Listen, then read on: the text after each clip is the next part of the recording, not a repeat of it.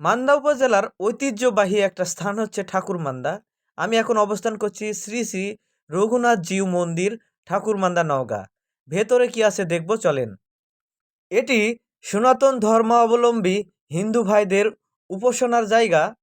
এখানে বেশিক্ষণ দেরি করব না, জাস্ট আপনাদের দেখানোর চেষ্টা করব এই ভিডিওর মাধ্যমে কি কি আছে এই মন্দিরের ভেতরে। দেখুন, এটা নতুনভাবে সংস্কার কাজ চলছে। আর ওই পাশে হচ্ছে পুরনো মন্দির। চমৎকার ভিউ। এখানে হিন্দু ভাই ও বোনেরা এখানে তাদের পূজা অর্চনা এবং উপাসনার জন্য আসে এবং দেখতে আসে।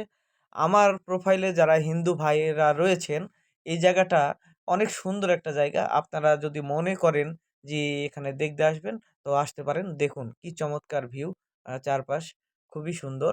আমার ভিতরে এসে খুব ভালোই লাগলো। খুব সুন্দর চমৎকার পরিবেশ।